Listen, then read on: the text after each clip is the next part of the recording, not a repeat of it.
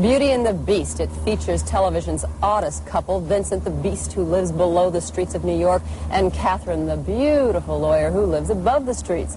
The TV show is a cult hit, of course, in the United States, but it is also really catching on here in Holland. Dutch viewers have fallen in love with the fairy tale romance of this series. And so, Ron Perlman, who plays Vincent, a.k.a. the Beast, has joined us this morning in Arnhem. It's nice to have you here. You get to see all your Dutch fans. Did it surprise you when you found out what a big hit your show was in Holland? Oh, it's surprising me to find out that we're on the air anywhere at this point.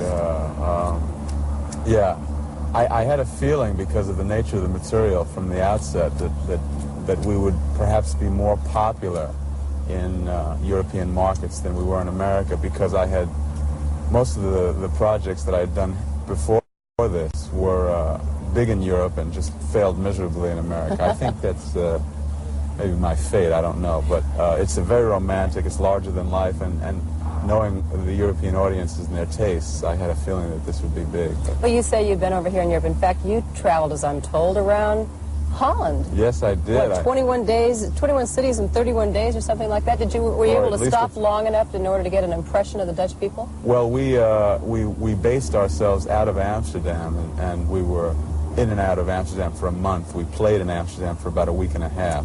So I got a real good feel for that city, and very often we'd stay two or three days in cities that we played in. It was quite exciting. We covered the entire country of Holland and Belgium with a theater company out of La Mama in New York City. Good audiences, friendly people? Fantastic. The best audiences I've ever played to in my life. Standing ovations every night, even though they didn't understand a word of what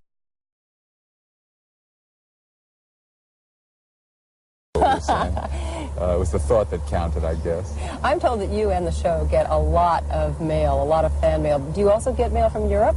Starting to get mail from Europe, South Africa, all over the world, really. New Zealand, Australia. Yeah, it's pretty amazing. The show is in its first year here. It's in the second year in the States.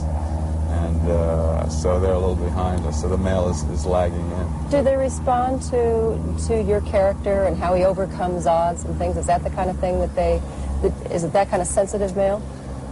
Oh, it's usually very sensitive mail, but they respond to the heroism of the character, to the fact that the character embodies so many old traditional values that they don't get to see very often portrayed on television. And very appreciative of the fact that this show and this character are allowed to exist. It's really quality TV. I mean, it's been cited, you get such rave reviews, and it's such a cult hit, and yet the ratings have been kind of so-so of late now. Is it going to be renewed? Have you been told yet? In fact, that announcement will be made while I'm here in Europe, and I'm real glad to be away from the mad crowd with that one. CBS announces its schedule Monday, this being Thursday, so there's about 4 or 5 days to wait. And I'm just glad I'm away from that'll put you on the edge, right? We've been on the edge ever since we came on the air, and I think that all of us who are involved in the show are really surprised that we've even lasted this long. Because it's so different. It's very different, and of course anything as unique and special as it is never going to appeal to the broader audience.